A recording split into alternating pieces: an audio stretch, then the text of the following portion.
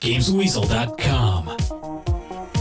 Review. You may be shocked to hear I've never seen any of the Godfather movies. Yes, I'm sorry, and I do understand your amazement. I get just as shocked when people tell me they've never seen Star Wars. So the good news is I'll judge The Godfather 2 on its own merits as a game and not on whether it follows the plot of the film closely. You play as Dominic, a member of the Corleone family who's been promoted after Aldo is shot dead in Cuba. Incidentally, you played him in the first game. And so you're directed by Michael to take over New York, Miami and Cuba itself using intimidation, rackets, some wise words, and of course lots of violence. Now, like the first game, it does play similar to GTA in the way that you do drive to a location, complete a mission, then move on to the next one. The difference here is the skill and strategy you'll be using to get what you want and how you manage your made men when it comes to protecting the rackets you've already created from other rival gangs. To help you achieve a king-like status, you can recruit people with specialisms. Some can help you sneak into places the back way, others can blow things up, and some can heal you in battle. You can also send them away to blow up objectives or protect areas, whilst you take even more people with you to do away another part of a gang. As you progress, you get better weapons, bulletproof vests, and even armoured cars to make you even more powerful. Unfortunately, it is possible to get a little bit too powerful, and the game then gets a bit too easy about halfway through.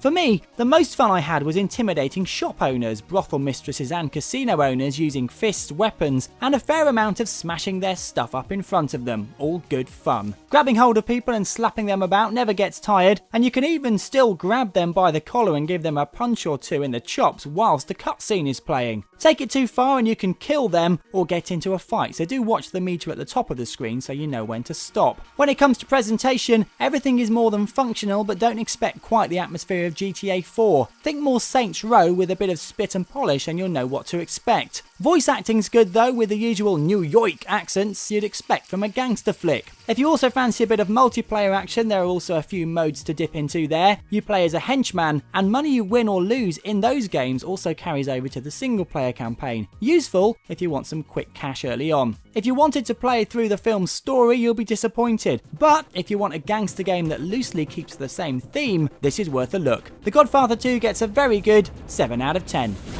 You've been watching a review from Gamesweasel. If you want to get the show each week, which includes video game reviews, news, previews, competitions and special features, then head over to Gamesweasel.com for our video podcast, Gamesweasel TV. Gamesweasel.com.